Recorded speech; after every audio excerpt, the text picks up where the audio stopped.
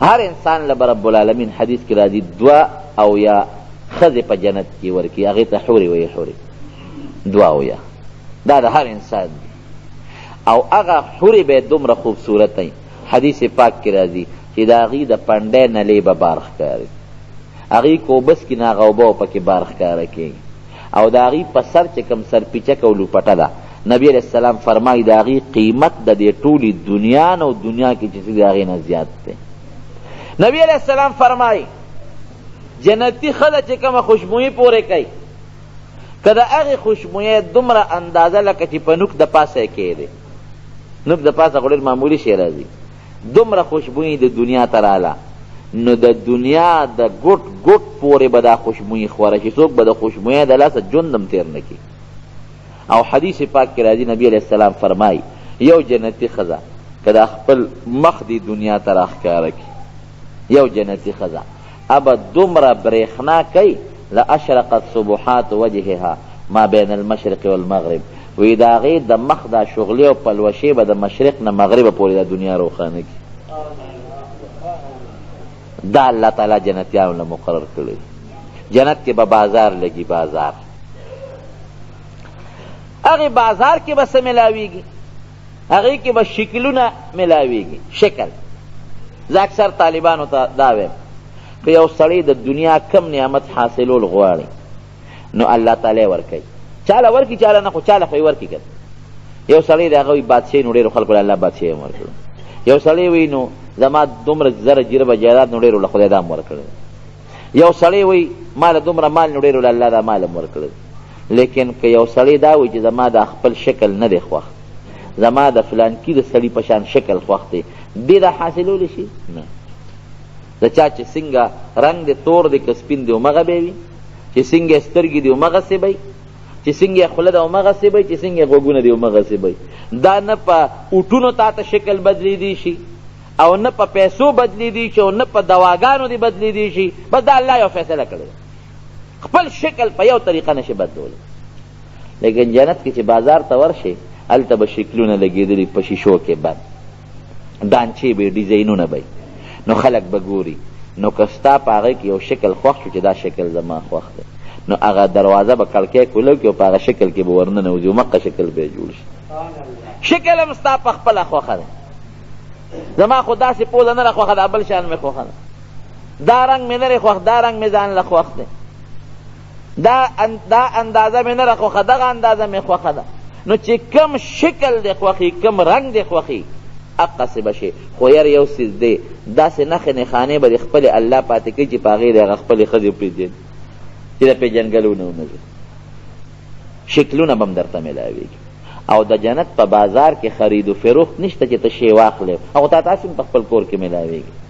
د جنت بازار کې به جنتیان یو بل سره ملاقات کوي، یو به یو بل سره میلاوېږي، بل به بل سره میلاوېږي، او داسې به خوشحاله یو بل سره. ځکه نبی علیہ السلام فرمایي نه هلته بیماري شته، دنیا کې په سړي غم بیماري ده، بیماري نشته، نه هلته عمر تېرېدل شته چې په کوم عمر هم په هغې به، نه هلته مرګ شته، مرګ هم نشته، نه هلته د دنیا دا غمونه شته. د دنیا کې یو سړي د پلار یو بل له وجلي که نه، او دنیا کې یو بل سره روانه وي، هلته به روڼی، بس د دنیا دا بغضونه دا په دنیا کې پاتې، هلته به یو ورورولي وي، لکه سړي یو سړي ړه چې دی داسې به لکه رونو منځ کې م اختلاف کیدی شي، د سړي ړه کې خو اختلاف نه کن، داسې به لکه یو انسان. هېڅ اختلاف، بغض، حسد، روانې، جګړې، فتنې دا به بلکل نه، لاړې پکې نشته چې لاړې وتوکې، لاړې ماړې نشته په هغې کې، د پوزې دا بلا چې خلک توکي دا پکې نشته، لوی او دسماتې نشته، راکوټې او دسماتې نشته. هلته چې سړی موړ شي یو اګرمې به وکړي، د هغې نه به هم داسې خوشبویي لاړه شي چې د دنیا خوشبویي هغې ته نه رسي، بیا به وږي شي. خوله به تې وځي، خو خوله به یې داسې خوشبویي کوي لکه د بهترینو خشته خوشبویۍ په شان خوشبویۍ به نه به متیازې سړي له ورځي، نه به لوی او دسماتې ورځي، نه پکې لاړې توکل شته، او نه پکې نور څه ګندونه مندونه شته. دا قصې پیسې په جنت کې نشته. نو سړی به خوشحاله، همیشه خوشحالي به، نه د ډاکټر ضرورت شته او نه د بل څیز ضرورت شته. او چې کمې محلات دي محلات، نو د کور یو خښته به د سرو زرو وي، بله به د سپینو زرو به، او داسې محلات وي چې دننه نه به بار ښکاري بار نه دننه. نو صحابو په زمانه کې خدا قصې نه وي، هغوی به دا به څنګه اوس د تاسو په خپله ولیدل د شیشو دا محلات چې سړی دننه ناست دي بار ورته ښکاري بار نه دننه ښکارېږي، داسې اعلی محلات دی. نو چې دی جنت ته لاړ شي یو بل سره به ملاقات وکړي، نو په هغه ملاقات کې چې کور ته بیا راشي نو ښځې به دوی ته وګوري، نو دوی به د دوی به نوره خوشبویي او خشتوالی زیات شوي، او د ښځو به د دوی نه زیات هغه خشتوالی ښکاره شوي زیات شوي به. او په هفته کې یو ورځ لکه څنګه چې زمونږ د دنیا افتر او موږ د جمعې منځله راځو، ګورې په جنت کې شپه نشته، یو شان ورځ ده، یو شان ورځ به شپه پکې نشته. نو چې هفته کې د هفتې په اندازه باندې یو ځل به دا ټول جنتیان راغون شي، ټول به ځي یو ځای ته چې ډېر د خوشحالۍ ځای دی، ټول به ځي. چاته به د سرو زرو کورسۍ لګېدلي، چاته د سپینو زرو، چاته د نور، چاته د زمرودو، چاته د نورو څیزونو اعلی اعلی کورسۍ به او په هغې به ټول کښېني. او څه ته به ځي؟ د رب العالمین دیدار له به ځي چې الله ورته خپل ذات وښایي. نو ټول به ناست دي کې رب العالمین به ورته خپل ذات مبارک وښایي خپل لایق شان سره. نو نبی علیہ السلام فرمایي چې هغې کې به دونه خوند دي چې کم جنتی په جنت کې 80,000 کاله د جنت خوشحالۍ تېرې کړي، 80,000 کاله په خپلې وینا کېږي، نو هغه د 80,000 کالو خوشحالي د الله تعالی د یو سکنډ په دیدار به تېره شي. دومره د الله په لیدو کې خوند او خوشحالي دي. للذین احسنوا الحسنى وزیاده. کم سړي چې په دنیا کې ښه عمل کړی دی د هغې به الله وله ښه جزا او ښه بدل هم ورکړي او خپل دیدار به هم ورکوي. نو حدیث پاک کې نبی علیہ السلام چې فرمایي، نو یو قرات پکې روایت پکې نام چې انا اجزا به، د جنت د جنتیانو د بدلونو نه یو بدل د رب العالمین دیدار هم دی چې ته به الله تعالی خپل دیدار ورکوي. یو مخصوص دروازه د باب الریان ورته وایي، دا بره دروازه کولو شوې ده دې کسانو ته، بار کسانو ځای نشته، بره دروازه ورته کولو. باب الریان ورته وایي. باب الریان ورته ولې وایي؟ دغه ځای به یو خشته نهر مزیداره وله بیږي، نو په دغه وله چې ابه صرف روجهدار به پې داخلېږي بل څوک نه، نو چې روجهدار په هغه وله ورځي نو د هغې نه به اوبه څکي. نو نبی علیہ السلام فرمایي چې یو ځل د هغې ولې نه چې اوبه وڅکلې عمره به بیا تږي نه شي. ورې دا هم دا تاسو زه خبره کوم، د جنت دا خوراک چې خلک خوري اوږې کېږي به نه، د جنت اوبه که څوک تږي کېږي به نه، دا به د خوند دپاره خوراک او څښاک کوي. هلته لوږه تنده نشته. لکه بعضې وخت کې سړی موړي او میوې ته چې موړ شي نو میوه. یو صحابي د نبي علیہ السلام نه تپوس وکړ، وی د الله رسوله وی جنت کې به څوک فصلونه کري؟ وی او یو سړی وی هغه به رب العالمین ته دا درخواست وکړي چې یا الله زما غنم وتړه شوی دی غنم کرم، نو رب العالمین به له تخم ورکړي، نو دی به لږ شي ځمکې له هغه تخم به پکې وکري، نو په رب په سترګه کې به هغه تخم زرغون هم شي، ابه کامیاب هم شي، ابه لوم شي، او د هغې نه به ډېري غنم هم جدا شي. نو الله به ورته وفرمایي وی واله ای بني آدمه ستا خېټه په یو شي نه ډکېږي، ته اوس غنم څه کوې د خدای نیکبخت، تیاره ډوډۍ ده راځي په غنمو څه کوې، تیار درستخان به راځي.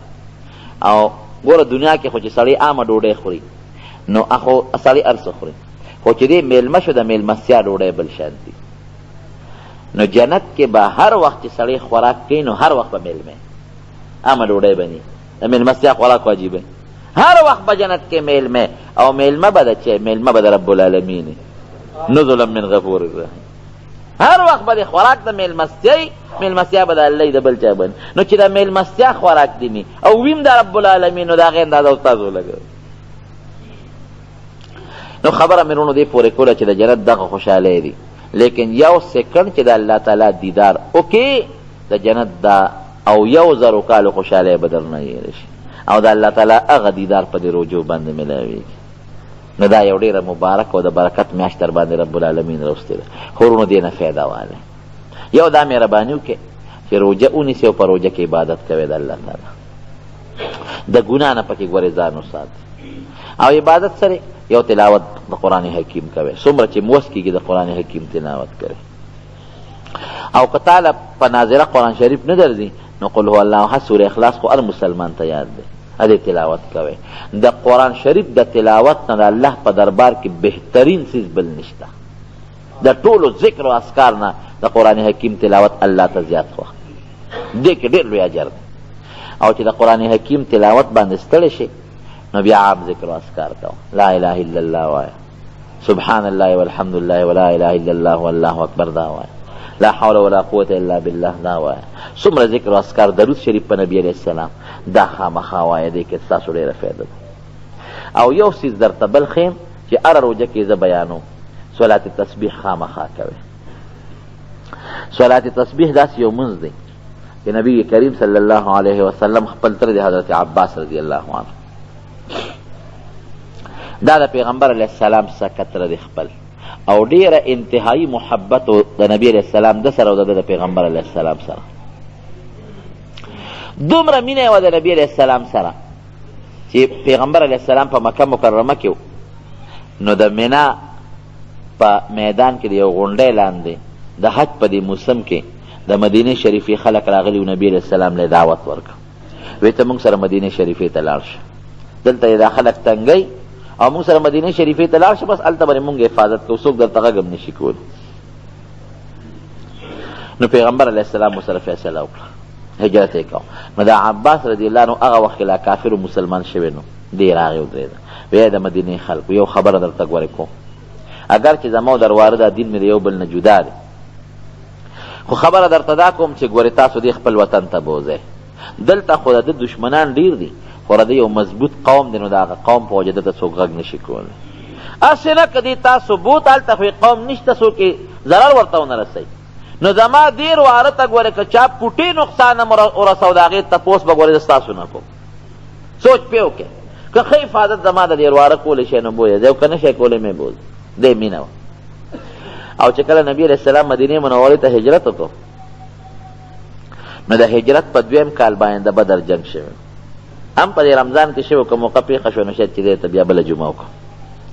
د بدر غذا په رمضان کې شوی وه، نو په هغې کې 80 کسان کافران مردار شوي او 80 کسان کافران مسلمانانو نیولي جمدي بوتلي، نو په هغې کې یو حضرت عباس رضی الله عنه دغه وخت کې لا کافر دې نیولي چې دې ونیوه، نو دا قیدیان د کافرو مسلمانانو لاسونه ورله شاته تړلي او یو یو دوه قیدیان یې په تقسیم کړي په مسلمانانو، دا ځان سره کورونو ته بوځئ. اتفاقا حضرت عباس رضی الله عنه چې چاله ورکړی هغه د پیغمبر علیه السلام ګاونډي نو دل هم شاته لاسونه تړلي چې دا ونه تښتي چې ته روانې ونه کړي.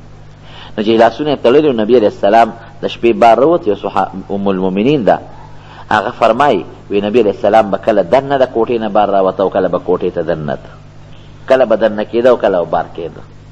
نو وی زه پې پیښ شوم، وی زه ورنږدې شوم، وی چې د الله رسوله ولې دننه بار کېږي، وی ما ته یې غږ ونه کړ، خو زه پې دومره پیښ شوم چې هغه دیوال نه هغې غاړه حضرت عباس هغه کور کې و، هغه له مټې لږې سختې تړلې شوي و، نو هغه به زبیرګي کوله حضرت عباس.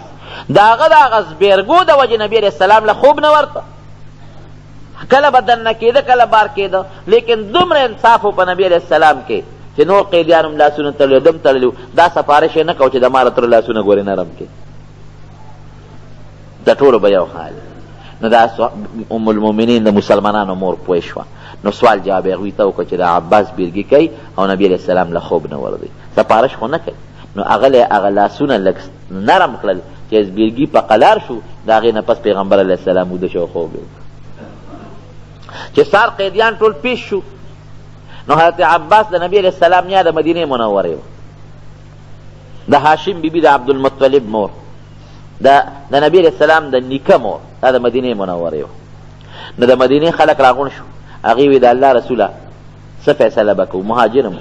نو دا فیصله یې وکړه چې دین مو فدیه والو، جرمانه به ترې والو، د یو یو قیدي نه پرېږدو. نو د مدینې خلکو وی مونږ خو د عباس نه فدیه نه الو، دا زمونږ خورایې دی، دته یې مونږ بخو. د دواړو جهان مبارک سردار او فرمایل نه عدل او انصاف دا دی چې د پردي نه الو د خپل نه به سر کېل. عباس ته یې ته هم فدیه ورکړې. عباس ورته وایي د الله رسوله تا ته خو پته چې زه مسلمان یم، خو پټ مسلمان هم، کافرو په زور راوستی وم ځان سره. ورته یې وایي کاکاجي پټ مسلمانی دی یو الله ته پته ده، خو راغلی د کافرو سره په سب کې مونږ نیولې ته به فدیه ورکې او ته به ډبل ورکې، د ځان به م ورکې او ستار واره د عقیل علي صاحب رور د هغه به م ورکې، ځکه غریب دی او ته مالدان. دی ورته وی د الله رسوله وی تا ته خو پته ده چې زم غریب یم ما سره څه نشته. وی ښه کاکاجي تا سره څه نشته؟ وی نه. وی ته چې کله را روانېدې نو تا خپلې ښځې له ام الفضل له یو بټوه ور نه کړه چې تا ورته وایي چې دا ځان سره کېږده، که زه مړ شم نو ستا به پکار شي او که زه جمدې رالم ماله به یې راکړي. تا ام الفضل له خپلې بیبي له هغه بټوه نه ورکړه؟ وی دې نه یو زه خبر یم یو زما ښځه خبر ده او ته ته الله خبر کړې معلومیږي دا چې ته بلکل په رښتونې پیغمبر رښتونې رسول. هغه ډبل فدیه ترې واخېسته، امید یې خپله واخېسته، امید یې درواره واخېسته. دا د نبي علیه السلام انصاف و. مینه یې ورسره دومره زیاته وه چې د هغې اندازه نشته. دومره مینه چې یو ځل دی راغی نبي علیه السلام ته کېناسته اسلام نه پس. وی د الله رسول چې مونږ تا سره ناست یو نو وی دا خلک زمونږ قدر کوي او چې ته پاس نو مونږ ته هغسې نظر بیا څوک نه کوي.